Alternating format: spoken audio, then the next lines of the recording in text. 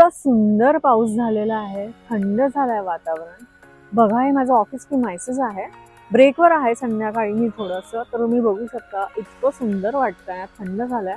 बाहेर जायची इच्छा आहे पण वी आर नॉट शुअर की बाहेर गेल्यानंतर जर पाऊस आला आणि आम्ही भिजलो, त्यामुळे आम्ही पार्किंगमध्येच राऊंड मारत आहोत. तर आज मला एकाकडनं इन्व्हिटेशन आहे, पण त्या आहेत महाराष्ट्रीयन. त्यांचं नाव आहे मिसेस बोंद्रे आणि त्यांनी आपल्यासाठी विदर्भ स्पेशल काहीतरी रेसिपी आणली आहे. फर्स्ट टाइम मी ऐकली आहे पण मला काही नाव कळालं नाहीये. आपण त्यांना भेटूयात. आता इथून जसं माझं ऑफिस संपणार आहे पहिलं मी त्यांच्याकडे जाणार आहे, कारण की त्यांनी रात्री इन्व्हाइट केलंय. त्यांच्याकडे डिनर रेसिपी असती, तर त्यांनी मला इन्व्हाइट केलंय. चला भेटूयात त्यांना. आणि गाईज प्लीज, त्या महाराष्ट्रीयन आहेत, नागपूरच्या आहेत, तर भाषेवरती जाऊ नका, पण त्यांचे जे फिलिंग्स आहेत, लँग्वेज बेरियर थोडीशी आहे, हिंदी मराठी आहे नागपूरची, तर थोडंसं तुम्ही त्याचा सपोर्ट करा.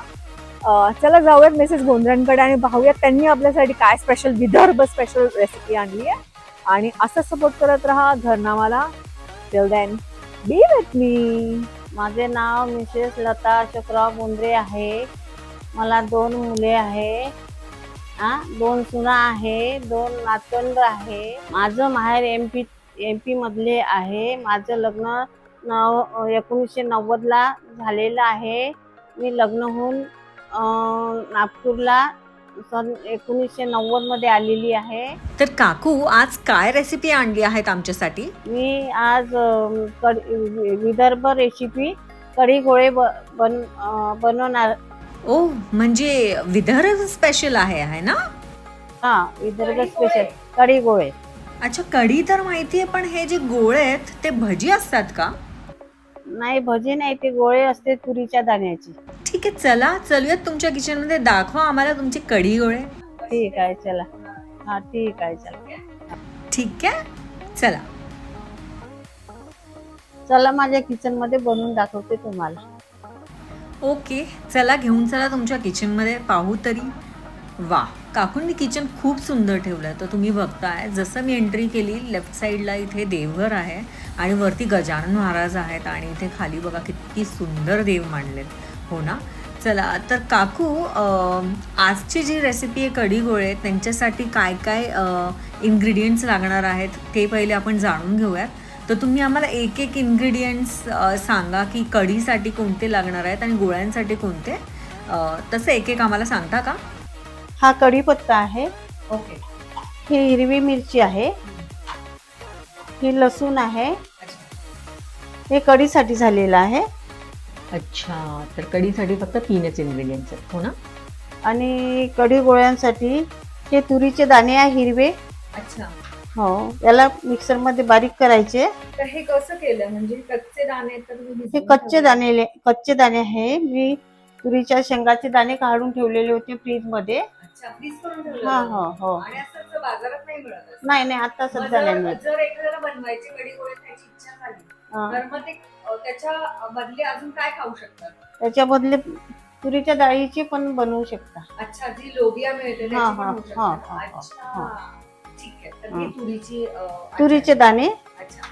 आणि हे थोडस त्यामध्ये ज्वारीचं पीठ. अच्छा. आणि हे अजवाईन, सांबार, हे तिखट लाल पावडर 1 चम्मच आणि ही हल्दी पावडर. ठीक आहे. हे टाकायचं. थोडस नमक टाकायचं आणि गोळे बनवून मग कढीमध्ये घालायचे. ओके, ठीक आहे. चला आपण सुरू करूयात. सगळ्यात पहिली आपल्याला कढी बनवायची. कढी बनवायची आहे. अच्छा, आणि नंतर गोळे बनवायचे. हो. ठीक आहे. गॅस मी चालू केलेली आहे. आता मी कढी बनवणार आहे.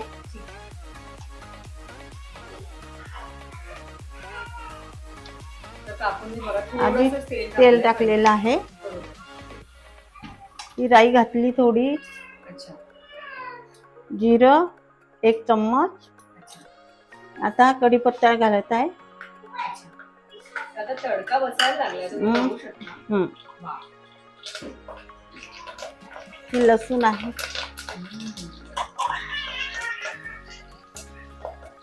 हे हिरवी मिरची.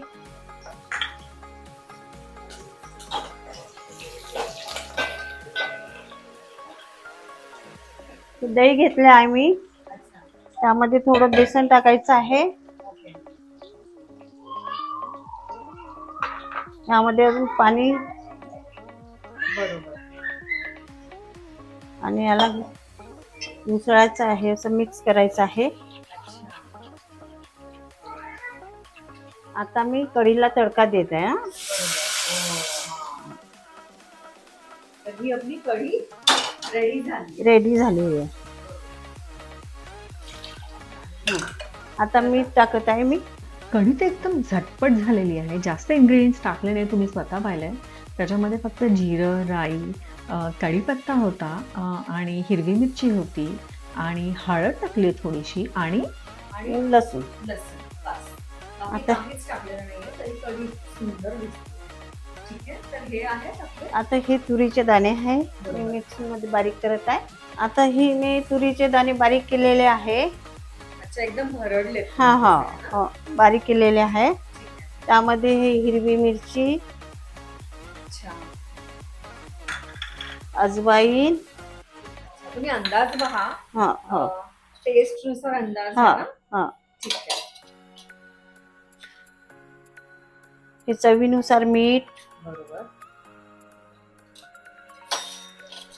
हे थोडं लाल मिरची पावडर. हे थोडं हळदी पावडर. बरोबर. आणि नंतर सांबार, कोथिंबीर म्हणते याला, आहे ना. करेक्ट. कोथिंबीर पण नागपुरीमध्ये, विदर्भामध्ये सांबारच म्हणतात. सांबार. आणि हे करेक्ट. गोडलिंबाचा पाला, हा थोडा तोडून टाकायचा. कडुलिंबाचा पाला नाही, गोडलिंबाचा. गोडलिंबाचा. गोडलिंबाचा पाला. मग याला सगळं मिक्स करायचं. तर त्याने कडू नाही होणार ना? नाही ना.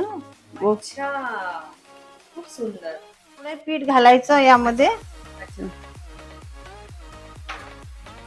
त्याच्यानंतर हे फुटत नाही. अच्छा, म्हणजे बाइंडिंग द्यायचंय त्याला. तर मला एक सांगा, हे जे तुरीचे दाणे आहेत ते आपण उकडून घेतलेत का? नाही, कच्चेच आहे ते. त्याला चांगलं व्यवस्थित मिक्स करायचं. आणि ह्याला आपण फ्राय नाही करायचं ना? नाही नाही, फ्राय नाही करायचं. हो हो हो. याचे गोळे बनवायचे छान. हे बघा, मी असे गोळे बनवत आहे. बरोबर. तर साईज बघा किती सुंदर आहे. माझ्या हातावरनं तुम्हाला अंदाज आला असेल की बेसनाचा लाडू जितका आहे ना, तितकी साईज आहे त्याची. आणि हे बघा काकू किती फास्ट आणि किती एक्सपिरियन्स आहे, तुम्ही बघू शकता. कढी आपली इकडे गरम होती, एकदम स्लो फ्लेमवर आम्ही ठेवलेली आहे. आणि काकूंचा हात बघा किती सुपक आहे. इतके पटापट ते गोळे बनवत आहेत. आणि चला, मी तर एक्सायटेड आहे. कढी झालेली आहे. याला उकळी आलेली आहे. आता मी त्यामध्ये हे गोळे टाकायचे आहे मला. हा, आता कढीला उकळी आलेली आहे. आता यामध्ये गोळे एक एक एक एक टाकायचे आहे. हे 10 मिनिटं तरी ठेवायचे. म्हणजे तो उकळत राहणार. हा हा हो. तर काकू, मला एक प्रश्न पडला आणि सगळ्यांनाच असणार आहे की याला एक्झॅक्टली कशासोबत खायचं आहे, प्लीज सांगा ना. याला आपण पोळी सोबत पण खाऊ शकतो, भातासोबत पण खाऊ शकतो, ज्वारीच्या भाकरी सोबत पण खाऊ शकतो.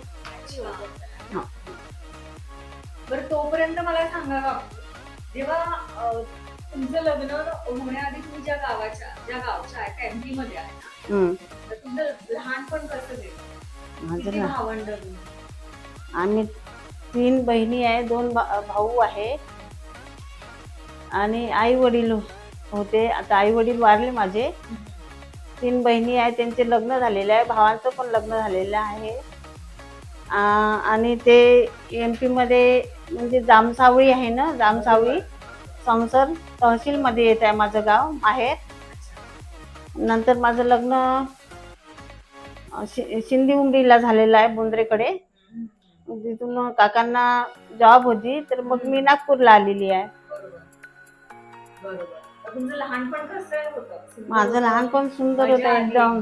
हा हा हा हो हो. झालीये का काकू? हो, झाली आहे. तर बघा कढी किती आटलेली आहे. बरोबर. आणि आता ही कढी गोळे परफेक्ट झालेले आहे. कढीचा कलर पण थोडासा चेंज झाला आहे ना. हा, हळद टाकली थोडी मी. अच्छा. हा, हळद टाकली मी थोडी त्यामध्ये. अच्छा. ठीक आहे, तर हे आपले झालेत है ना? हा, झाले तर आता. आता बंद करायचं. हा, बंद करायचं. ठीक आहे. तर बघा तुम्ही किती सोपी रेसिपी आणि किती पटापट झालेली आहे. आणि हे बघा काकूंनी काढलेत ते, म्हणजे साईज बघा ते फुललेत, थोडेसे छान शिजलेत. इथेच खमंग मला एकदम सुवास येतोय. लिटरली मी तर खूप एक्साइटेड आहे ट्राय करण्यासाठी. नक्कीच. तर तुम्ही बघा हे कढी गोळे खूप सुंदर, आणि याच्यावरती सुंदर त्यांनी कोथिंबीर टाकली आहे. तर बघा कढी गोळे किती सुंदर वाटत आहे. तर तुम्ही पाहिली किती सिंपल रेसिपी आहे. हार्डली 5 ते 7 मिनिटांमध्ये त्यांनी कढी गोळे बनवलेत. खूप अप्रतिम. पहिली कढी टाकली आणि नंतर त्यांनी गोळे बनवायला चालू केले. तर मला ना माझी मैत्रीण आहे जया, तिने सर्व केली आहे. हे बघा गोळे बघा किती सुंदर आहे. तर मी तोडते त्याला. तर तो बाईट इतका सुंदर आलेला आहे ना, हे बघा किती सुंदर बाईट आहे. चला तर मी ट्राय करते याला.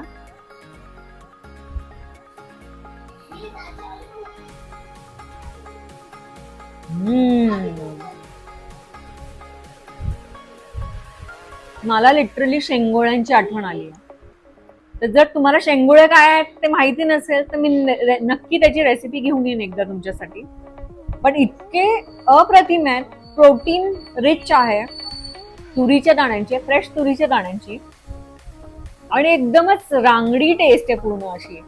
तर नक्की तुम्ही घरी प्रयत्न करा कढी गोळे बनवण्याचा. आणि त्याला जसं काकूंनी सांगितलं भाताबरोबर, ज्वारीच्या भाकरी बरोबर, पोळी बरोबरही खाता येते. ते डेफिनेटली तुम्ही ट्राय करा घरी. आवडली आहे तर कमेंट करून कळवा की तुम्हाला आजची रेसिपी कशी वाटली. खूप क्विक आहे गाईज. जसं तुम्ही माझ्या चॅनलला सपोर्ट करताय, आय एम ग्रेटफुल, थँकफुल, आणि तसंच सपोर्ट करत राहा. मी तुमच्यासाठी नक्की प्रयत्न करेल खूप छान रेसिपीज आणण्याचा. आणि हो, जसा आजचा एपिसोड मराठीत झालाय, मी ठरवलंय की आता अप्रॉक्स मॅक्सिमम एपिसोड मी मराठीत करणार आहे, कारण की माझ्या लोकांशी मला मराठीमध्ये पण कनेक्ट व्हायचंय. आणि हा, असं नाहीये, सबटायटल्स हिंदी ऑडिओ तुम्ही तुमच्या प्रेफरन्सनुसार चेंज करून ऐकू शकता एपिसोड. तर माझे एपिसोड स्पेसिफिकली मी महाराष्ट्रीयन आहे, पल्लवी शिंदे. तर मी अप्रॉक्स एपिसोड आता मराठीमध्ये आणण्याचा प्रयत्न करणार आहे. तर असाच सपोर्ट राहू द्या, लाईक करत राहा, माझे जेवढे पण व्हिडिओज आहे आपल्या मित्रांसोबत शेअर करत राहा. आणि प्लीज सबस्क्राईब तुम्ही केलंच आहे, पण अजूनही तुम्ही तुमच्या मित्रमंडळींकडे पाठवून माझ्या चॅनलला सबस्क्राईब करा. Till then, thank you so much. Bye. आजची रेसिपी तुम्हाला आवडली असेल तर घरनामाला लाईक करा. धन्यवाद.